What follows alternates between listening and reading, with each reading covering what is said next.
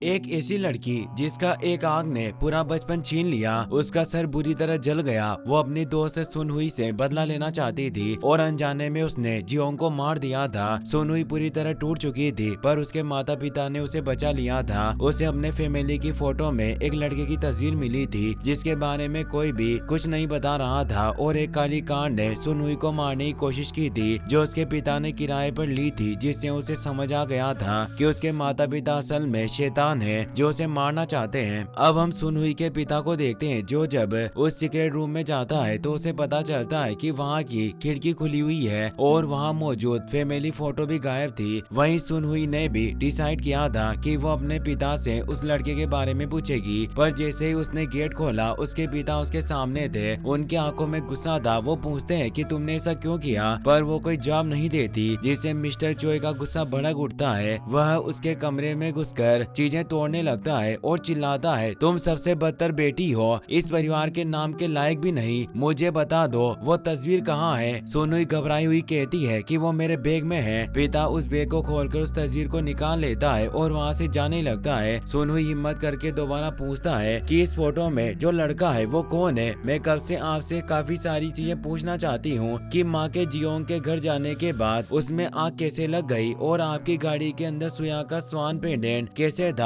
मैं आपसे काफी डरी हुई हूँ, अगर आपने मुझे कुछ नहीं बताया तो मैं पुलिस में आपकी रिपोर्ट कर दूंगी। पिता की आवाज ठंडी और खतरनाक हो जाती है, अगर तुमने ऐसा किया मैं खुद तुम्हें मार डालूंगा। डरी हुई सुनहुई को पुलिस से उस लड़के के बारे में पता चलता है जो फोटो में था। सच्चाई तलवार की तरह गिरती है, वह लड़का उनका असली बेटा था। सालों पहले वह एक रहस्यमयी आग में मारा गया। अब तस्वीर साफ होती जा रही थी। सुनहुई को प्यार से नहीं बल्कि उस बेटे की जगह भरने के लिए गोद लिया गया था ताकि परफेक्ट फैमिली अपनी नकली इमेज बनाए रख सके। घर लौटने पर उसके माता पिता उसे कमरे में बंद कर देते हैं। वह हर कदम पर उसकी निगरानी कर रहे थे ताकि वह कोई गलती न कर सके। रसोई में वह देखती है कि सामान में एक जार रखा है जो पीनट बटर होता है और उसे याद आता है वह इस चीज से घातक एलर्जी रखती है। उसके माता पिता यह जानते हैं फिर भी इसे लाए हैं। सच साफ है, वे उसे बचाना नहीं चाहते, वे उसे मारना चाहते हैं। उस रात सुनहुई के कमरे का दरवाजा धीरे से खुलता है। उसकी माँ हाथ में सूप का कटोरा लिए अंदर आती है और प्यार भरी आवाज में कहती है, ये खा लो, तुम्हें ताकत मिलेगी। लेकिन सुनहुई के शरीर में डर दौड़ जाता है। उसे याद आता है पीनट बटर उसकी जान ले सकता है और ये लोग उसे जहर देने की कोशिश कर रहे हैं। वह कांपते हुए कटोरा ठुकरा देती है। माँ जिद करती है, सिर्फ एक और। सुनहुई चम्मच हाथ से झटक देती है और जल्दी से घर से भाग निकलती है। वो अंदर ही अंदर से पूरी तरह टूट चुकी थी। वो ह्यून को कॉल करती है, वो उसका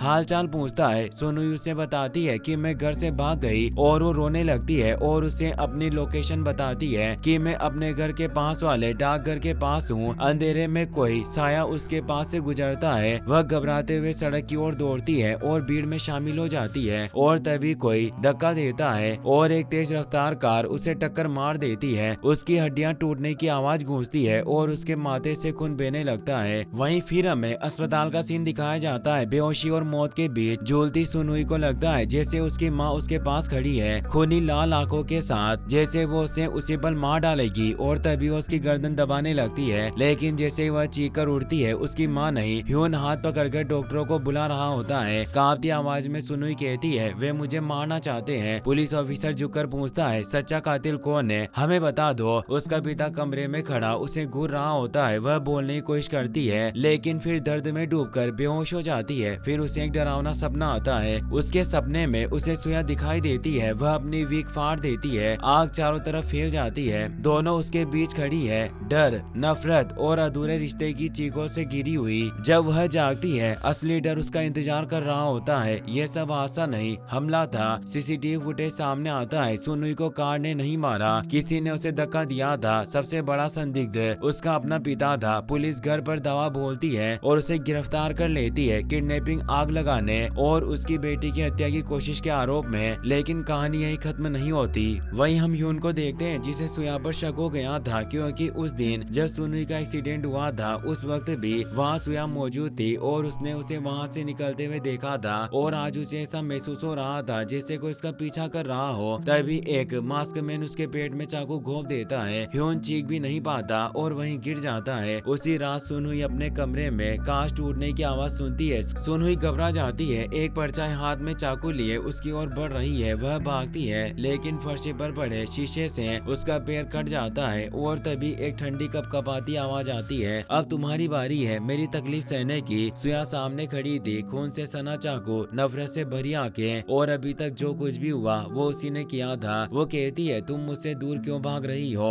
और वो उसे खून से सना हुआ चाकू दिखाते हुए कहती है कि ह्यून मेरे रास्ते में आया इसीलिए मैंने उसे भी रास्ते से हटा दिया, पर तुम चिंता मत करो मैं तुम्हें चाकू से नहीं मारूंगी, और उस चाकू को फेंक देती है। सुनहुई घबराई हुई पूछती है कि तुम मेरे साथ क्या करना चाहती हो। सुया कहती है कि हम यहाँ नहीं अंदर बात करेंगे, और वो पास पड़े एक फावड़े को उठा लेती है और उसे जोरदार चोट मारती है जिससे वो वहीं बेहोश हो जाती है। फिर दिखाया जाता है कि सुया ने सुनहुई को कुर्सी से बांधा हुआ था और वो वहाँ वही बचपन वाला माचिस का डिब्बा रखकर कमरे में पेट्रोल फैलाने लगती है। अब सच्चाई का खुलासा होता है, जिस दिन जियोंग मरा था सुनहुई की माँ जब वहाँ पहुँची थी तो वो जिंदा था, यानी सुनहुई की माँ ने जियोंग को नहीं मारा था। उसकी माँ ने आग नहीं लगाई, वह सिर्फ सुनहुई का फोन और होमवर्क लेने गई थी। असली कातिल कोई और था। सुनहुई रोते हुए सुया से कहती है हम अभी भी दोस्त बन सकते हैं, हम एक दूसरे को बचा सकते हैं, शायद प्यार भी कर सकते हैं। एक पल के लिए सुया रुकती है जैसे उसका पत्थर बना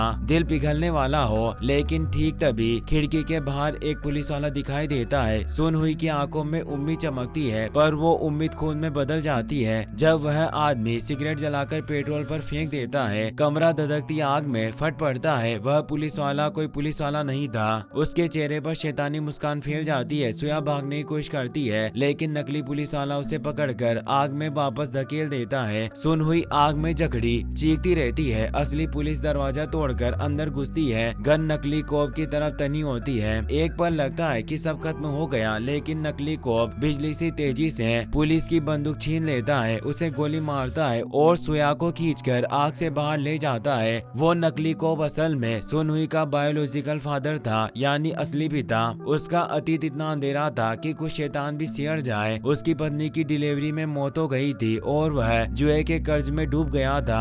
अपनी नाकामी छुपाने के लिए उसने अपनी बेटी को नकली एक्सीडेंट में इस्तेमाल किया ताकि बीमा कंपनी से काफी सारे पैसे ठग सके, लेकिन प्रोसिक्यूटर ने उसकी सच्चाई पकड़ ली जिससे उसे जेल जाना पड़ा। और वो प्रोसिक्यूटर और कोई नहीं बल्कि सुनहुई का फोस्टर फादर मिस्टर चोई था। जब सुनहुई का असली पिता जेल से बाहर आया, बदला लेने की आग में जल रहा था और वो इस साजिश रचकर सुनहुई को उसकी फैमिली के खिलाफ कर रहा था। और पुराने समय में भी उसने बदला लेने के लिए एक अंडरग्राउंड रूम बनाया और एक नकली किडनैपिंग रची। वहीं उसकी बेटी सुनहुई और मिस्टर चोई का असली बेटा फंस गए और वहाँ शॉर्ट सर्किट होने की वजह से आग लग गई। लड़का बाहर निकलने की कोशिश करता रहा पर आग इतनी तेज थी कि वो दरवाजे से बाहर नहीं निकल सकते थे और बाहर निकलने के लिए सिर्फ एक छोटी सी खिड़की बची हुई थी। उसने अपनी जान पर खेलकर छोटी लड़की सुनहुई को बाहर धकेला और खुद अंदर फंसकर जल गया। फायर फाइटर्स ने कहा अंदर कोई जीवित नहीं बचा, लेकिन फिर मलबे से एक बच्ची सुनहुई मिली जो और कोई नहीं बल्कि सुनहुई थी जिसे उस लड़के ने बचाया था।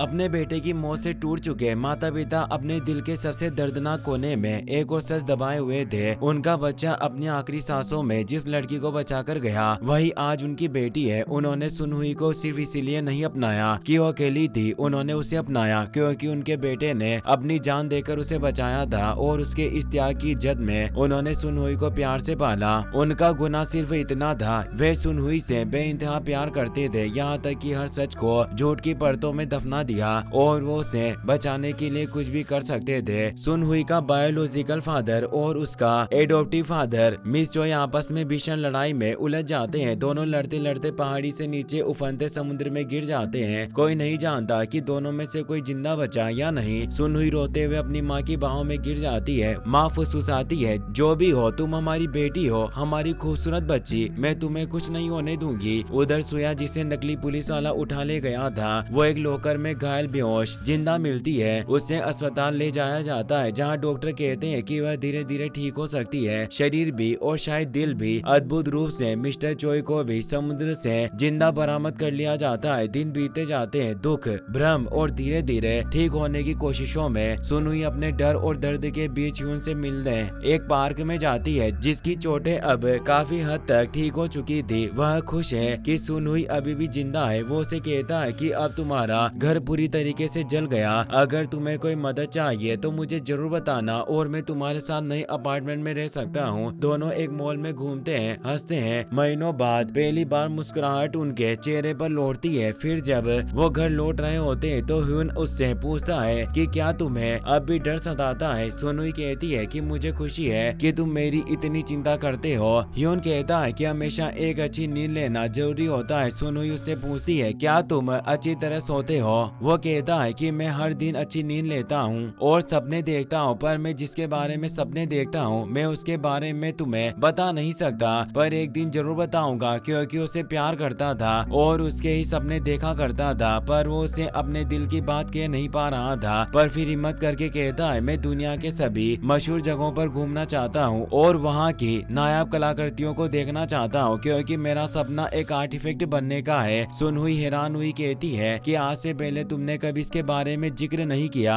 तो वो कहता है कि मैंने अभी तक किसी को अपना सपना नहीं बताया, पर मैं चाहता हूँ कि आर्टिफैक्ट बनकर मैं हमारे लिए एक घर बनाऊं जहाँ हम शांति से साथ में रह सकें। पर सुनहुई सिर्फ मुस्कुराती है और उसके दिल में एक छोटा सा दरवाजा खुला छोड़ देती है और उसकी हर एक मदद के लिए उसे थैंक्स कहती है। ह्यून हैरान होता है और कहता है कि तुम ऐसी बातें क्यों कर रही हो, जैसे फिर कभी एक दूसरे को नहीं देखेंगे। पर तभी सुनहुई को याद आता है कि उसके माता पिता घर पर उसका इंतजार कर रहे होंगे और वो जल्दी से वहाँ से चली जाती है। सुनहुई अपने जले हुए घर के पास वापस आती है। वह धीरे धीरे मलबे को साफ करती है, अपने हाथों से एक हिस्सा ठीक करती है। उस रात उसके एडॉप्टिव पेरेंट्स वहाँ आते हैं और सुनहुई ने एक केक तैयार किया होता है जिस पर हैप्पी बर्थडे लिखा होता है। उसका दिल मानता है आज वह लड़का उसका भाई जिंदा होता तो उसका जन्मदिन होता जिसने बचपन में उसे आग से निकाल कर अपनी जान दे दी। मिस्टर चोई कहते हैं कि हमने उस घटना को तुमसे छिपा कर रखा ताकि तुम सुरक्षित रहो और खुद को कभी भी गिल्टी महसूस न करो। सुनुई रोते हुए कहती है अगर मैं कभी तुम्हारी जिंदगी में आई न होती शायद वो अब भी जिंदा होता। उसकी माँ कहती है हमारा रिश्ता सच का नहीं दिल का है और वो ऊपर से तुम्हें देखकर गर्व करता होगा। तुम वही बन गई हो जो वह चाहता था और तुम्हारे भाई की वजह से ही हम साथ हैं। तभी पिता कहते हैं कि हमारी बेटी ने हमारे लिए प्यार से खाना बनाया है, इसीलिए ठंडा होने से पहले हमें इसे खा लेना चाहिए। और वो टेबल पर बैठ जाते हैं। सुनुई अपने पेरेंट्स को अपना बनाया हुआ स्पेशल सूप भी सर्व करती है, पर उसके हाथ कांप रहे होते हैं। तीनों खाना खाने लगते हैं। सब कुछ सही होता हुआ दिख रहा था, लेकिन तभी एक भयानक सच सामने आता है। सुनुई ने जो सूप परोसा था उसमें नींद की गोलियां मिली हुई थी। उसके बायोलॉजिकल फादर यानी असली पिता अब सामने आ जाता है। उसने ही सुनुई को ऐसा करने के लिए मजबूर किया था क्योंकि वो मिस्टर चोई के सारे पैसे चुराना चाहता था और उसने सुनुई को फुसलाया था कि अगर उसने उसका साथ नहीं दिया तो मिस्टर चोई और उसकी वाइफ को मार देगा। सुनुई कहती है कि आपको अपना वादा याद है ना। वो कहता है कि मुझे इन दोनों से कोई लेना देना नहीं है, मुझे सिर्फ पैसे चाहिए, हम दोनों नई जिंदगी शुरू कर सकते हैं, बस तिजोरी खोल दो। वहीं ह्यून जब घर लौट रहा था तो उसे अभी भी सुनुई की बातें याद आ रही थी और उसे एहसास होता है कि वो आज अजीब बर्ताव कर रही थी, हर चीज के लिए थैंक्स कह रही थी। उसे शक होता है कि जरूर उसके साथ कुछ होने वाला है और वो पुलिस को कॉल करके इस बारे में बता देता है। वहीं असली पिता सुनुई से तिजोरी का पासवर्ड पूछता है जिस पर सुनुई कहती है मेरी जन्म तिथि ही उस लॉकर का पासवर्ड है। पर असली पिता जो अपनी बेटी की जन्म तिथि तक याद नहीं रखता, बार बार गलत तारीख डालता रहता है। वह खुद को कोसता है मैं कैसा बाप हूँ, अपनी बेटी का जन्मदिन तक नहीं जानता। सुनुई उसका टेस्ट ले रही थी और उसे एहसास हो चुका था कि असली बाप सिर्फ पैसा चाहता है और उसे किसी चीज की परवाह नहीं, नशे में चूर गुस्से में पागल। आखिरकार उसे तारीख याद आती है, तिजोरी खुल जाती है और उसमें काफी सारा पैसा होता है। वह खुशी से झूमता है और कहता है कि इन पैसों से मैं एक अच्छा पिता भी बन सकता हूँ। लेकिन सुनुई की आंखों में सिर्फ आंसू थे और सुनुई बस हल्की सी मुस्कान देती है क्योंकि जिस शराब से वह जश्न मना रहा था उसी में जहर मिला था। उसका बायोलॉजिकल फादर गला पकड़कर जमीन पर गिरता है, दम घुटता है, दया की भीख मांगता है। सुनुई ठंडी आंखों से देखती रहती है जैसे न्याय होते हुए देख रही हो। आखिरकार वह तड़प तड़प कर अपना दम तोड़ देता है। सुनुई एम्बुलेंस नहीं बुलाती बल्कि खुद भी उसी जहरीली शराब का गिलास उठाती है। शायद अब सब खत्म कर देना ही ठीक है, पर जैसे ही वो उसे पीने वाली होती है पर तभी उसकी एडॉप्टिव मदर गिलास हाथ से नीचे गिरा देती है और उसे गले लगाकर कहती है कि कुछ भी हो मैं तुम्हें बचाऊंगी, तुम मेरी अनमोल बेटी हो। मैंने तुमसे कहा था ना, एक पल के लिए सब कुछ फिर से परिवार जैसा लगता है। लेकिन तभी पुलिस घर में घुस आती है। तीनों बेहोश हालत में पाए जाते हैं। पुलिस वालों को कुछ समझ नहीं आता कि आखिर यहाँ क्या हुआ। 3 साल बाद का सीन दिखाया जाता है। पता चलता है कि सुनुई विदेश चली गई है और वो कभी वापस लौटकर नहीं आना चाहती थी। उसके माता पिता ह्यून से कहते हैं उसे ढूंढो, उसे घर लाओ। ह्यून अब आर्किटेक्चर की पढ़ाई कर रहा है, हर रोज उसे ईमेल करता है और उसे बताता है कि तुम्हारे माता पिता तुम्हें काफी मिस कर रहे हैं, इसीलिए वापस लौट आओ, मैं भी तुम्हें काफी मिस करता हूँ। लेकिन सुनुई कभी जवाब नहीं देती। सुया जेल की सजा काट कर बाहर आती है। ह्यून उसे माफ कर देता है क्योंकि वह जानता है कि सुया की गलतियाँ दर्द और छल का नतीजा थी। वो साथ में कॉफी पीते हैं। सुया को अब अपनी गलतियों का एहसास था। वो सुनुई से मिलना चाहती है पर ह्यून कहता है कि वो कनाडा चली गई है और हम सभी उसके बारे में काफी चिंतित है क्योंकि वो पिछले 2 महीनों से स्कूल भी नहीं गई। उसके एडॉप्टिव पेरेंट्स हर रात खाने की मेज पर उसकी थाली लगा देते हैं, मानो वह एक दिन दरवाजा खोल कर आ जाएगी। और फिर एक चमत्कार होता है। हर दिन की तरह एक नॉर्मल दिन होता है। तभी माँ को अजीब सा एहसास होता है जैसे उसने सुनुई को बाहर देखा हो। पिता दौड़ते हुए बाहर निकलते हैं और सामने सुनुई होती है जो उनके सामने आने की हिम्मत नहीं कर पा रही थी। माँ पिता दोनों उसे आवाज लगाते हैं। आंसुओं से भरी आंखों के साथ उसे सामने खड़े देखते ही उनकी सांसें थम जाती है। उसके पिता टूटे हुए पर सच्चे दिल से कहते हैं घर आओ बेटी, तुम ही हमारी पूरी दुनिया हो। और इतना सारा खून, नफरत, धोखा और मौत के बाद कहानी का अंत होता है एक नाजुक से पुनर्मिलन के साथ। और साथ ही अब उसकी दादी भी सुनुई को माफ कर चुकी थी और वो साथ में एक फैमिली फोटो खिंचवाते हैं। एक ऐसा परिवार जो झूठ से टूटा, सच से जल गया, लेकिन प्यार ने फिर जोड़ दिया। नफरत बहुत कुछ छीन लेती है पर प्यार वह चिंगारी है जो कभी पूरी तरह बुझती नहीं। अगर आपको ये वीडियो पसंद आया हो तो इसे लाइक करना, अपने दोस्तों के साथ शेयर करना ताकि हम ऐसी और कहानियां आपके लिए ला सकें।